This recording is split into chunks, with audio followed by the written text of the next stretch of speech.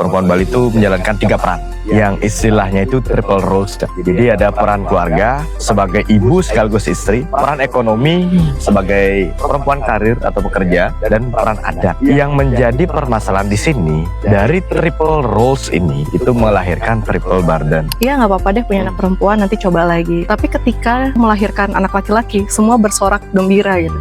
Kenapa nilai seseorang atau nilai manusia itu bahkan dijudge semenjak mereka lahir berdasarkan gender mereka? Itu masih banyak masyarakat yang belum bisa mendefinisikan secara jelas dan belum rapi memilah antara patrilineal dengan patriarki. Lahirnya banyak fenomena sing beling sing anten, laki-laki selalu diunggulkan di sini. Penerus keturunan dan sebagai penerus tahta keluarga. Akibat dari ketidakpahaman ini, teman-teman perempuan yang ada di Bali akan selalu merasa terpinggirkan. Keturunan sekarang itu bisa kok diwariskan oleh perempuan. Percuma kuliah jauh-jauh, percuma merantau jauh-jauh, itu juga akan berakhir di sini. Perempuan di Bali tuh percaya bahwa mereka harus memutus hubungan tanda kutip dengan keluarga, dengan orang tua, dengan leluhurnya sendiri saat menikah. Di Bali, mencari lelaki yang tidak patriarki garis keras itu hal yang sangat-sangat susah dan sangat mahal. Gimana ya caranya agar kita sebagai masyarakat mulai menghargai dan merayakan kelahiran dari perempuan itu sendiri?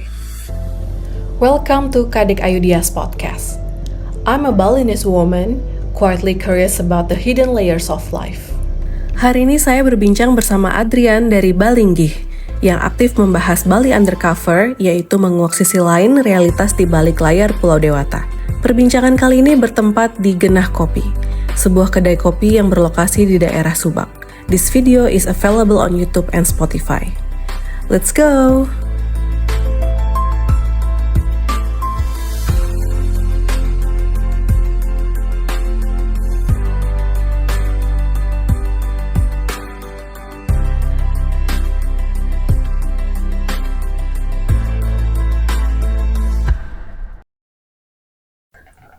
Oke, kita akan masuk ke topik kedua ya teman-teman. Sebenarnya ini topik yang sensitif banget sih di Bali, saya tahu. Saya pernah beberapa kali ngonten tentang topik ini, yaitu tentang perempuan Bali ya. Adrian ini sering juga menyuarakan tentang perempuan-perempuan Bali. Nah, sebelum kita ngebahas yang terlalu detail nih, kenapa mau banyak menyuarakan suara perempuan Bali?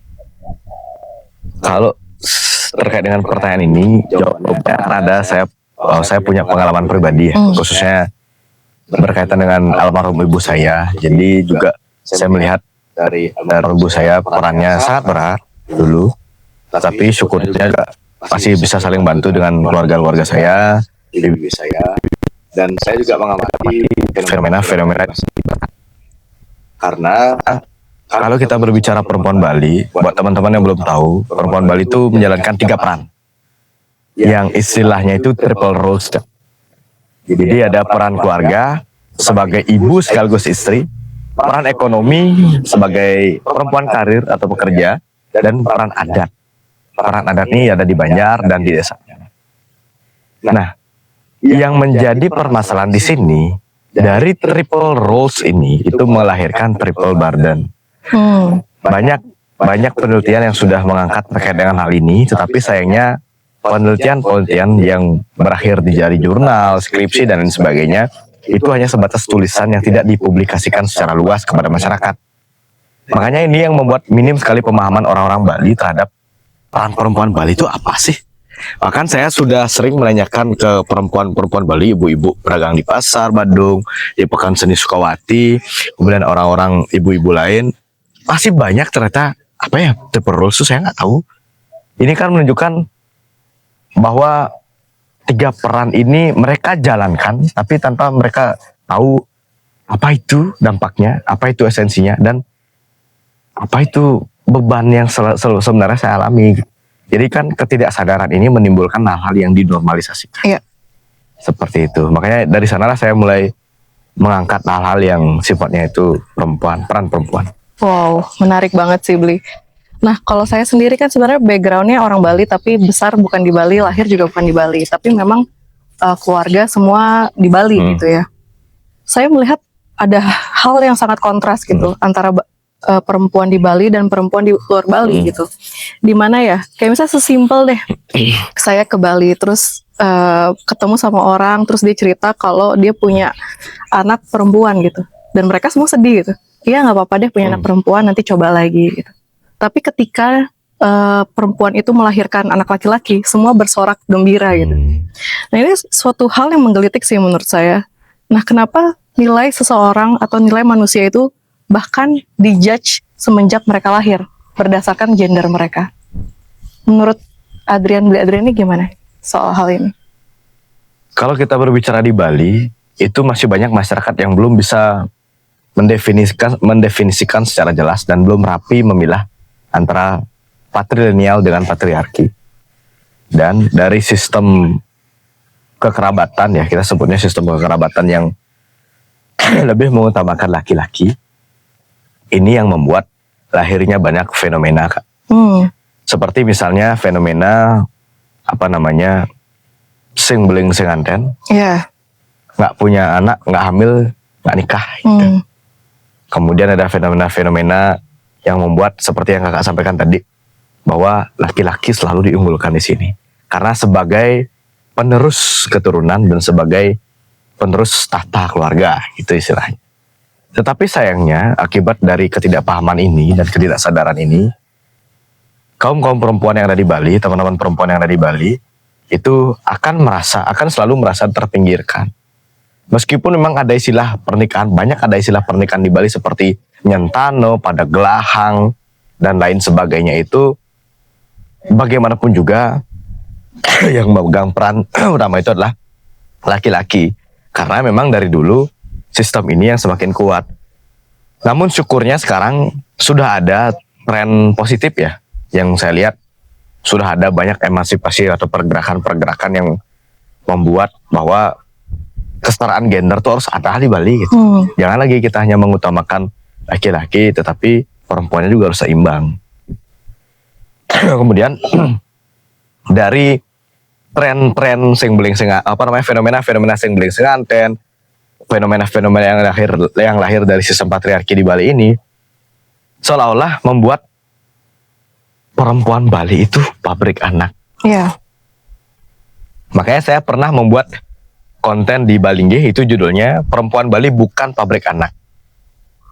Dilema perempuan Bali dalam garis patriarki. Artinya di sini saya ingin membuka mata publik bahwa jangan hanya terpaku kepada keturunan laki-laki, karena kita berbicara kepada keturunan, padahal sebenarnya setahu saya, mau dikoreksi kalau saya salah, setahu saya keturunan sekarang itu bisa kok diwariskan oleh perempuan. Karena ada satu teman, kalau bisa dibilang teman sih lebih ke guru ya, saya sebutnya teman karena sering teman bercerita, teman diskusi saya di bahasa Bali Wiki, itu anaknya perempuan tapi dijadikan sebagai pewaris ke notaris, dia langsung wah. Kayak gitu. Jadi sebenarnya tergantung keluarga sekarang boleh atau tidak. Ya, setuju sih Bli. Jujur masalah Bali, perempuan Bali ini membuat saya sedikit concern sebenarnya dari kecil gitu ya. Sebagai perempuan Bali, wajar kalau aku tuh dan kita merasa tidak aman ngelihat masa depan. Karena akhirnya kita akan dilepas dari akar keluarga ya, yang notabene kalau laki-laki kan tetap di keluarganya dan perempuan seolah-olah harus lepas dari keluarganya. Nah, ketidakpastian inilah yang sebenarnya memicu respon survival perempuan. Kalau saya sendiri itu fight ya, jadi dengan bekerja keras mati-matian, pokoknya supaya merasa aman lah, supaya secure. Ada juga yang memilih flight atau memilih menjauh atau memilih kabur atau mungkin memilih ya pindah agama atau pindah dari Bali. Ada juga yang pada akhirnya itu pasrah dan tanpa sadar nerusin luka ini ke anak-anaknya. Tapi ternyata pas saya mengeluarkan keluh kesah ini ke orang tua saya ternyata kayak kita nggak kayak gitu kok gitu. Bahkan kita adil gitu secara laki-laki maupun perempuan ya, which nggak ngebahas soal harta sih sebenarnya. Ya, maksudnya perempuan itu kan juga manusia ya. Bukan hanya melihat perannya dia lahir ke dunia ini sebagai apa, bukan kayak gitu kan. Bahkan dia dari kecil sudah dituntut untuk ya nurut aja, kamu juga akan nikah nanti ke depannya gitu. Nah, hal-hal ini yang menurut saya diwariskan dari bahkan orang tua kita, dan bahkan itu dari perempuan sendiri juga gitu, yang mungkin mengalami luka yang sama. Jadi dinormalisasi lah yang tadi Bli bilang gitu ya. Nah, kalau misalnya menurut Bli sendiri, sekarang kan sudah banyak juga ya anak muda yang bersuara tentang ketimpangan gender ini. Gimana sih masyarakat Bali sekarang melihat ya perempuan Bali saat ini? Gitu. Sebelum itu sebenarnya saya disclaimer dulu. Ketika pembahasan ini terkait dengan perempuan Bali, pasti akan banyak yang bilang bahwa wah Bali gay ini memframing bahwa laki-laki di Bali jahat. Benar. Bukan seperti itu maksud saya, tetapi ketika kita berbicara fenomena di lapangan, ini kan kita berangkat atau beranjak dari suara-suara aspirasi teman-teman perempuan. Perempuan yang dimaksud ini bukan berarti cuma ibu-ibu aja, tetapi juga ada generasi mudanya. Karena sekarang tren yang terjadi atau masalah yang terjadi itu, semakin banyak perempuan-perempuan Bali itu yang menikah dengan laki-laki patriarki. Artinya, hal ini menimbulkan banyak pertanyaan bahwa kenapa harus takut menikah? Kenapa harus takut menjalankan peran perempuan Bali? Toh juga kamu segini-segini aja, percuma kuliah jauh-jauh, toh juga akan berakhir di keluarga. Percuma merantau jauh-jauh, toh juga akan berakhir di sini. Ini kan sangat-sangat menghambat kemajuan karir seseorang ya. Karena setahu saya, jujur, sebagian orang Bali itu masih melihat dunia itu sebatas hitam dan putih. Karena ada abu-abunya warna-warni sebenarnya kan. Tapi hanya A ya A aja, B ya B aja gitu saya lihat ya. Dan juga kalau kita melihat dewasa ini ya, pada saat ini, syukurnya semakin banyaknya konten di media sosial yang mendobrak sistem patriarki ini. Semakin banyak saya lihat juga keluarga-keluarga, orang-orang Bali, khususnya teman-teman perempuan, yang sudah berani menyuarakan terkait dengan keluh kesah mereka. Seperti misalnya saya sempat mengangkat di banyak konten Bali ya sebenarnya, entah baik yang slide ataupun yang video, saya sudah membahas bahwa perempuan Bali itu bukan pabrik anak, itu pertama. Kemudian yang kedua, fenomena sengbeling senganten ini sangat-sangat menodai kesucian dari perempuan Bali. Soalnya pelecehan juga. Iya, kan? Betul. Kemudian yang ketiga, berkaitan dengan hal-hal yang sifatnya itu terlalu meletakkan posisi laki-laki di atas perempuan. Nah, inilah yang menyebabkan terjadinya banyak fenomena lain lagi lahir, seperti misalnya sangkep kayak tadi Kak, bapak-bapak aja yang datang, ibu-ibu yang nggak ada. Itu sih sebenarnya uniknya seperti itu. Tetapi ada juga salah satu guru besar yang pernah saya ajak diskusi, dia mengatakan bahwa kalau misalnya laki-laki itu punya banyak pilihan, sekarang tergantung si perempuannya mau memilih menikah dengan laki-laki patriarki garis keras atau memilih dengan yang fleksibel, seperti itu. Dan beliau juga mengatakan bahwa laki-laki juga punya peran yang berat kok gitu. Contoh misalnya tidak boleh meninggalkan sanggah, tidak boleh meninggalkan leluhur, karena kalau perempuan kan menikah pasti meninggalkan leluhur, jadi nggak perlu balik lagi, tapi punya leluhur yang baru jadinya kan gitu. Sama-sama punya leluhur. Kemudian beliau, guru besarnya juga mengatakan bahwa ketika ingin berdebat soal patriarki tidak akan ada ujungnya, tetapi yang ada itu hanya solusi alternatifnya. Apa itu? Saling mengerti dan saling memahami. Plus sebenarnya kalau saya lihat sekarang juga tren yang ada itu, saya lihat orang-orang muda di Bali ya sudah mulai membiasakan pembagian peran. Jadi misalnya kalau mau banten itu kan dulu kan perempuan aja, ibu-ibu aja. Tapi sekarang laki-lakinya udah mulai mau banten. Kemudian banten, entah itu banten Saiban, banten-banten yang lain itu. Terus kalau misalnya teman-teman nanya, Beli kan belum nikah, kok Beli bisa ngomong kayak gitu? Kenapa Beli berani seperti itu? Jujur teman-teman, ini saya pengalaman pertama kali pacaran. Jadi saya berupaya untuk bisa menjadikan pacar saya sebagai seorang calon istri. Makanya saya belajar meratukan dia. Gitu. Mungkin bisa tanya aja langsung orangnya. Saya selalu mengusahakan apapun untuk dia gitu, karena saya tidak ingin nantinya malah bebannya dia semakin berat setelah bersama saya gitu kan. Seharusnya bebannya sama-sama dijinjing nih. Gitu sih Kak. Berarti itu solusi dari yang triple roles tadi itu ya, pembagian peran itu ya Beli ya. Kalau misalnya saya mau ngebahas ini ya Beli ya, soal mungkin stigma di Bali gitu ya, ketika perempuan menikah itu seolah-olah terbeli gitu ya.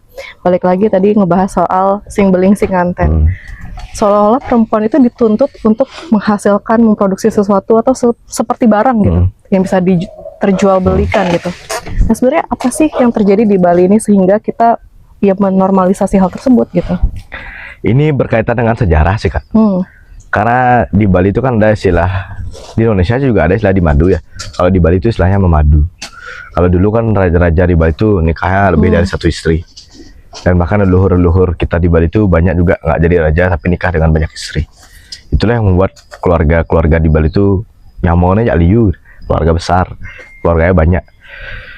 Nah dari sejarah-sejarah inilah yang menimbulkan fenomena-fenomena yang turun-temurun. Syukurnya sekarang memadu itu semakin menjadi hal yang tabu, semakin banyak yang nggak mau memadu di Bali gitu. Kita patut bersyukur menurut saya seperti itu, karena itu menguji sekaligus belajar kesetiaan sih terhadap satu pasangan. Kemudian selanjutnya terkait dengan fenomena yang membuat kenapa ini semakin menjadi-jadi itu adalah kurangnya edukasi sih sebenarnya Kak. Karena menurut saya yang memiliki kewenangan untuk bisa mengantisipasi hal ini adalah satu, ini peran dari MDA, kedua WHDI, Wanita Hindu Dharma Indonesia juga ada, PHDI juga, pemerintah juga. Nah apakah setelah ini kita akan harus bergantung dengan mereka? Enggak juga, makanya kita perlu belajar juga gitu, budayakan dari diri sendiri dulu, jangan sampai setelah ini malah kitanya yang istilahnya itu tidak bisa merealisasikan hal itu. Makanya persoalan pembagian peran ini atau triple roles ini adalah persoalan pemahaman bersama. Iya. Bersama. Kalau saya sendiri sih sebenarnya berpikir topik ini memang harus diangkat sih. Maksudnya mulai kita suarakan walaupun sangat sensitif. Saya tahu orang ngebaca topik ini langsung ada emosi-emosi tersendiri pasti ya. Oh ya, kayak misalnya saya setiap bahas konten soal perempuan Bali ini pasti banyak ibu-ibu yang curhat. Iya, sama-sama saya banget. juga gitu Gus, gimana nih caranya gitu. Sama banget. Saya pernah juga konten juga tentang topik ini kan beberapa kali ngebahas ya. Teman-teman sampai nge-DM, sampai ngechat semuanya, komennya banyak banget. Banyak yang curhat. Iya, benar-benar. Tapi kalau saya pikir-pikir memang harus dibicarakan ulang sih topik tentang perempuan Bali ini. Kan kita nggak mungkin mewariskan terus-menerus ke anak kita, ke cucu kita tentang bagaimana kita menomorduakan peran menjadi perempuan Bali gitu ya.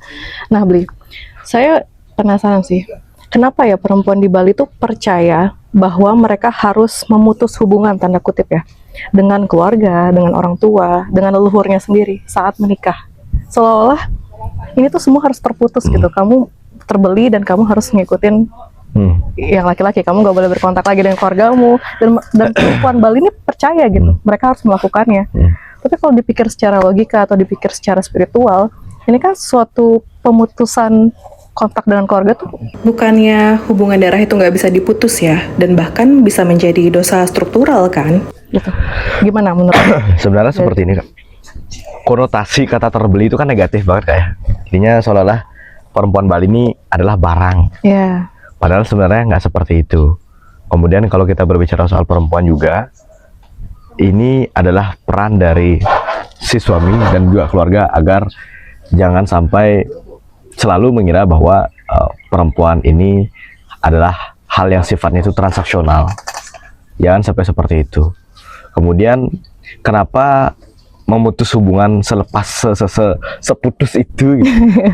Karena kalau di istilah Bali itu kan ada dalam rangkaian proses pernikahan itu ada proses ngidih. Ngidih itu kan bahasa Indonesianya meminta gitu. Konotasi kata meminta itu kan pasti arahnya ke barang, ke produk atau yang lain. Nah inilah yang membuat kenapa dalam konteks pernikahan itu langsung diambil, langsung dibawa pulang kan gitu. Setelah ngide langsung ada balik ke rumah yang si mempelai pria atau laki-laki. Nah dalam konteks ngide ini juga kan ada istilahnya itu secara esensial adalah memutus hubungan, pamit dengan leluhur, pamit dengan keluarga, pamitlah semuanya dengan keluarga perempuan karena udah nggak ada hubungan lagi. Padahal in real life nih kita berbicara itu masih banyak, sudah banyak orang-orang Bali yang mulai membiasakan meskipun sudah menikah tetap menjalin hubungan sanak saudara dengan keluarga perempuan. Itu bagus sekali karena jangan sampai ketika baru menikah baru diambil istrinya, diminta atau diide istrinya memutus hubungan dengan keluarga pria. Terus setelah misalnya mohon maaf nih kan banyak case juga kasus perceraian dan KDRT lain sebagainya, baru balik ke keluarga apa namanya si mempelai istri gitu, si mempelai perempuan gitu. Itu banyak case-nya, dan menurut saya hal ini bisa diselesaikan atau bisa dihindari dengan cara pemahaman bersama, kepedulian, dan jangan sampai nanti baru setelah menikah si laki-laki seolah-olah memiliki kuasa penuh terhadap perempuan. Itu kan baru kalian bertiga patriarki garis keras kan itu. Sebelum melanjutkan videonya, kami ingin menyampaikan bahwa podcast Kadek Ayudia kini sudah bisa didengar di Spotify melalui podcast Kadek Ayudia, Ruang Jeda. Sekarang kami juga membuka membership untuk video eksklusif khusus member yang hadir setiap bulannya.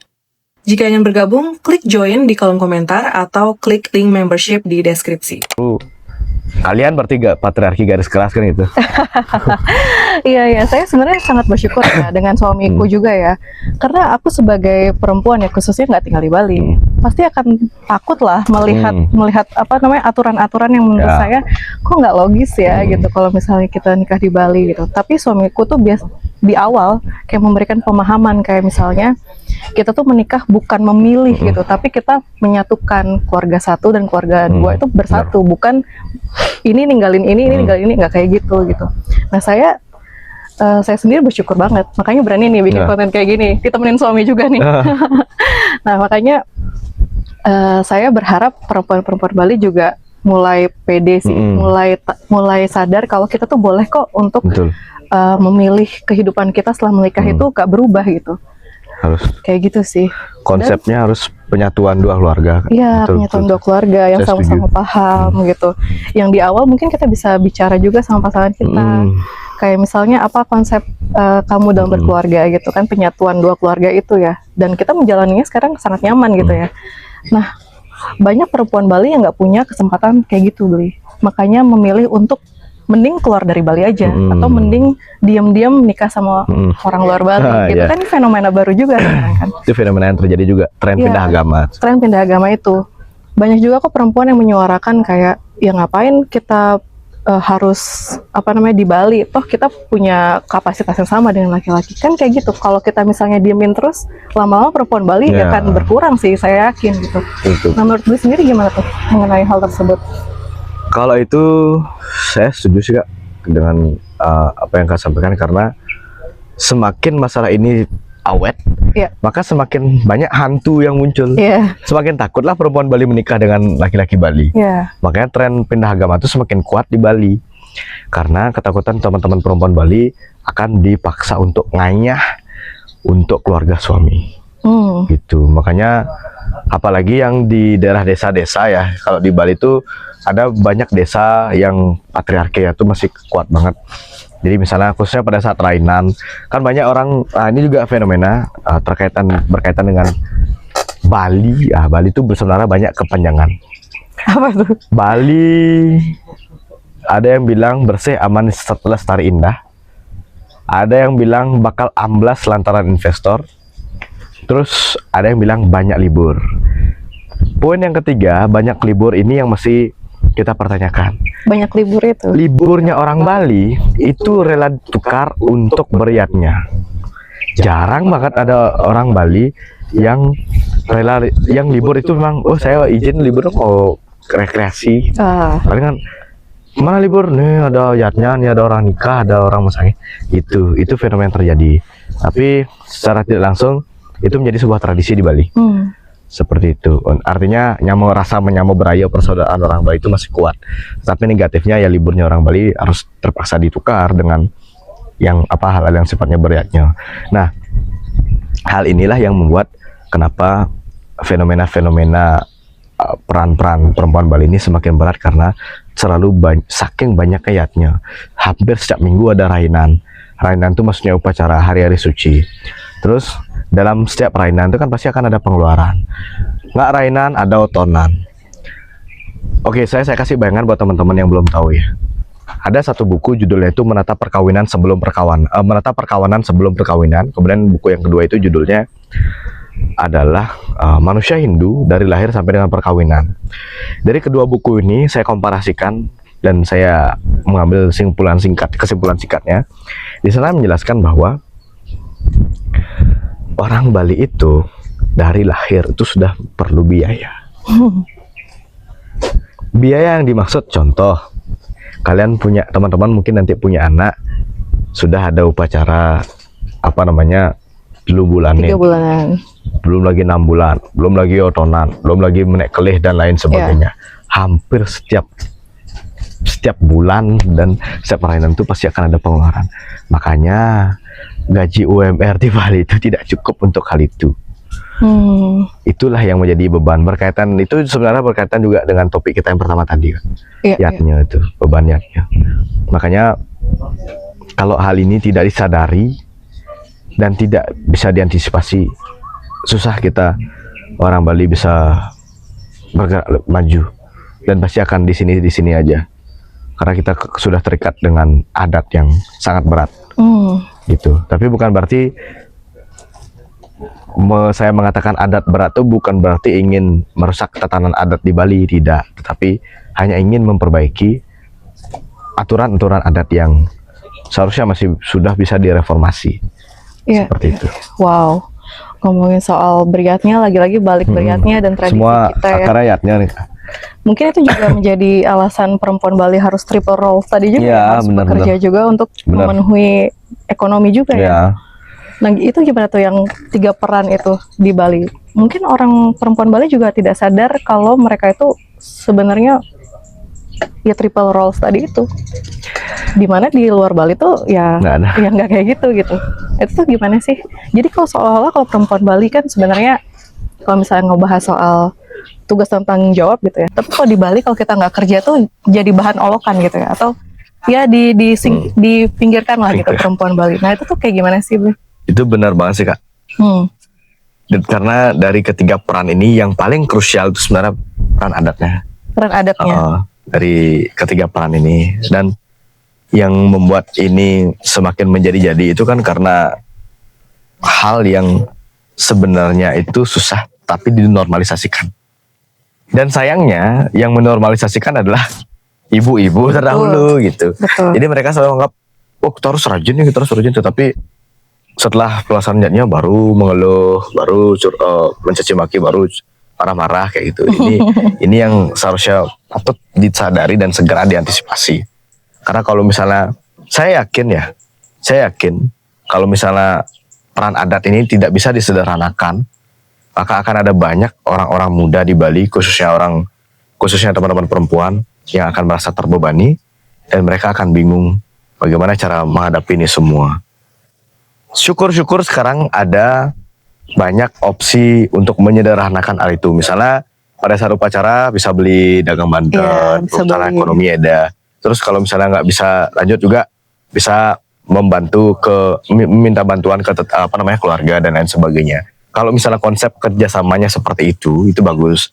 Tapi kalau misalnya fanatik banget, harus buat banten sendiri, harus buat gini sendiri, susah sih, susah. Karena perkembangan zaman sekarang itu semakin cepat. Bahkan jangankan zaman, waktu aja sehari 24 jam itu rasanya kurang banget. Kayak itu. Jadi harus segera diperbaiki ini semua. Lebih tepatnya diselamatkan. Karena penyakitnya sudah ada. Tetapi banyak yang belum paham dan belum sadar. Iya. Mungkin sebagai perempuan ya, ada perasaan ingin menjadi superwoman itu sendiri sih. Ya padahal nggak semua hal harus kita pikul sendiri gitu. Terkadang kayak mungkin bikin banten atau bikin ya upacara adat, kita merasa punya idealisme tersendiri gitu. Padahal kalau dilihat dari pemaknaan atau fungsinya itu sendiri, ya bisa simpel sebenarnya gitu. Tergantung kitanya lagi, balik lagi ke kitanya lagi sih. Ya mungkin yang meribetkan itu adalah diri kita sendiri juga. Terkadang ya, kadang sih, ya gitu sih. Benar. Balik lagi ke adat itu sendiri. Kalau aku sih di keluarga ya, di keluarga suami juga, di keluarga aku kayaknya semua simpel sih. Ya udah beli aja, kita juga sibuk beli aja atau apa bagi tugas gitu. Jadi menurutku nggak seserem itu sih menikah guys. Kalau menemukan pasangan yang tidak patriarki gitu. Karena di Bali mencari lelaki yang tidak patriarki garis keras itu hal yang sangat-sangat susah. Oh ya? Dan sangat mahal. Oh wow. Syukur-syukur nih teman-teman saya mereka bukan orang yang patriarki garis keras ya, karena terkadang yang membuat mereka kenapa harus menjadi patriarki garis keras karena keluarga, tuntutan keluarga yang belum paham terkait dengan hal itu sih. Mungkin sebenarnya pemahaman atau diskusi aja sih yang kurang di kita itu ya. Mungkin kayak generasi kita tuh sekarang kayak apa sih, generasi dulu tuh kayak apa sih. Mungkin titik tengahnya tuh jarang dibicarakan itu ya. Mungkin ya. Karena jarang bicara, terus kok ngomong juga orang-orang Bali itu enggan untuk ngomong, terus orang Bali itu paling enggan untuk berdebat, terus nggak mau konflik, kayak gue cinta damai banget lah pokoknya. Padahal di balik kedamaian tuh banyak penyakit yang disembunyikan. Luka-luka itu ya. Luka lama. Iya, hurt people. Makanya yang menurunkan penyakit-penyakit atau luka-luka perempuan Bali sebenarnya perempuan-perempuan juga sih. Perempuan dahulu, tapi syukurnya udah ada ibu-ibu yang saya acungi jempol yang sudah menyelamatkan generasinya. Iya, terima kasih ibu-ibu dan perempuan-perempuan hebat yang sudah Bali. menyuarakan di Bali. Nah, Bli, kalau Bli sendiri melihat ada nggak sih trauma kolektif dari perempuan Bali? Ini sebenarnya kita udah bahas sih tadi ya. Trauma kolektif mungkin perempuan di Bali dari ibu kita yang diturunin terus menerus gitu ke bawah. Ada nggak sih? Ada Kak. Khususnya di peran adat tadi. Peran adat itu paling krusial banget. Peran adat paling krusial karena ini juga fenomena unik. Terkadang perempuan-perempuan Bali itu rela meninggalkan karirnya hanya untuk aktif di adat dan tidak mau meninggalkan leluhurnya. Jadi cita-citanya udah mau jadi karir woman di mana gitu, keluar negeri atau keluar Bali, tapi terhalang, janganlah jauh-jauh, itu juga kamu akan balik ke keluarga. Itu lagi ya. Itu penghambatnya. Itu penghambatnya. Nah, itulah trauma kolektif yang menurut saya dari nenek, ibu, anak, terus gitu aja. Ditambah lagi bapak-bapak atau yang laki-laki nggak paham terkait dengan hal itu, dan juga keterbatasan sumber daya ya, karena terkadang semakin orang itu cukup ekonominya, semakin tinggi ekonominya, dia memiliki banyak pilihan. Balik lagi ke ekonomi ya. Balik lagi ke ekonomi. Nah, sebelum lanjut pertanyaan terakhir, sebelum teman-teman semua jangan panas dingin nonton konten ini, kita lagi ngopi di Genah Kopi. Di ekowisata Subak Sembung ya teman-teman, di Peguyangan. Ini sawahnya chill banget. Chill banget. Kita dari pagi sampai siang di sini ya. Suasananya enak banget. Tempat hits juga teman-teman yang di Jakarta pingin ke Bali, nongki-nongki cantik bisa di sini. Lihat sawah di Kota Denpasar di tengah pusat kota ya. Betul. Gak perlu jauh-jauh ke Jatiluwih. Di tengah hiruk pikuk Kodia. Asik. Kodia culture. Ini tempat ini direkomendasiin sama Bli Adrian kan? Ya. Dan saya direkomendasikan oleh pacar saya. Ini contoh anti patriarki, selalu menyebutkan pacarnya di konten-konten. Selalu melibatkan. Karena seberpengaruh itu soalnya. Iya, bagus. Berarti mengerti perempuan juga ya? Mengerti. Asik. Harus mengerti. Nah, kita ngebahas topik terakhir nih teman-teman. Gimana ya caranya agar kita sebagai masyarakat mulai menghargai dan merayakan kelahiran dari perempuan itu sendiri? Ini pertanyaan terakhir yang sebenarnya sangat sederhana jika teman-teman itu paham, tapi sangat rumit ketika kalian masih terbawa trauma masa lalu, trauma kolektif yang diwariskan oleh leluhur-leluhur kita di Bali yang masih memegang prinsip patriarki garis keras. Cara yang paling sederhana, cara yang paling mudah untuk bisa kita lakukan dan untuk bisa mengurangi dominasi patriarki ini adalah mulai membiasakan bahwa posisi perempuan dan laki-laki itu harus setara. Entah itu dalam urusan adat, keluarga, ataupun urusan-urusan yang lain. Artinya, jangan sampai ketika teman-teman membiasakan hal-hal yang sebenarnya itu, apa ya istilahnya, wah, adat ini laki-laki yang harus berpegang teguh, adat yang dalam adat ini laki-laki yang harus memegang atau didewakan. Kalau itu misalnya kalian masih langgengkan sampai sekarang, akan sangat susah ketika teman-teman mulai membiasakan yang namanya konsep kesetaraan gender. Seperti itu. Maka dari itu, saran saya kepada teman-teman semuanya, mari kita kurangi dominasi ini dan jangan sampai lahir lagi fenomena-fenomena baru seperti singling senganten, kemudian juga ada pernikahan-pernikahan yang sebenarnya itu apa ya, mengandung konflik-konflik di dalamnya, dan yang menjadi korban pasti akan menjadi si kaum perempuan. Seperti itu. Dan kunci dari ini semua adalah kerjasama. Siapa yang perlu kerjasama? Ya kalian dengan pasangan. Seperti itu. Plus menikah itu adalah penyatuan dua keluarga. Yes. Benar. Bukan pemutusan hubungan. Itu dia. Jangan takut untuk menikah. Ya. Kita harus berkomunikasi dan semoga ruang-ruang Betul. kayak gini bisa membuka wawasan teman-teman semua bahwa sebenarnya penyatuan itu sesuatu hal yang Ya. sangat sehat, teman-teman. Itu sehat banget sih. Ya. Kayak nggak ada yang merasa terberatkan. Kita sebagai perempuan juga tidak merasa apa ya, sedih atau gimana. Saya sangat bersyukur ya, sekarang banyak juga sosial media atau tokoh-tokoh seperti Bli Adrian yang menyuarakan perempuan, yang mulai bisa membuka mata perempuan gitu. Mungkin banyak perempuan Bali juga yang nggak sadar sih di posisi ini. Benar. Mereka terluka tapi nggak tahu ini tuh apa gitu sebenarnya. Ya hopefully kita bisa menjadi generasi yang lebih sehat ke depannya. Kita bekerja sama perempuan dan laki-laki di peran masing-masing. Dan semoga teman-teman jangan bosan nonton kita ya. Nah, terima kasih Bli Adrian udah Imam Wali. hadir di podcast Kadek Ayudia. Habis ini langsung ke Banjar ya. Ke Purwodesa Ke pokoknya. Purwodesa langsung ya. Nah teman-teman semua yang pingin kita ngebahas apa enaknya ke depannya silahkan komen aja. Yes. Dan kita tahu ini konten yang sensitif, tapi hopefully bisa diterima dengan ya lapang dada, dengan rendah hati, dan Betul. semoga kita bisa menjadi generasi yang lebih baik lah. ke Betul. depannya. Saya juga mohon maaf kalau misalnya ada kekurangan atau salah kata, karena yang saya sampaikan itu berdasarkan apa yang terjadi di masyarakat, dan harapannya bisa menjadi bahan evaluasi sekaligus refleksi bagi kita semua. Ya, anggaplah ini pil pahit ya. Ya. Pil pahit ya. Benar, Memang benar. realitanya sepahit itu, tapi kalau kita menerima acceptance, ya semoga kedepannya pasti jauh lebih baik lagi. Setuju. Terima kasih semua yang udah nonton. Jangan lupa like, comment, and subscribe. Yes. Bye. Kalau kita bisa lihat Bali gitu, Bali itu tuh punya value yang besar banget ya.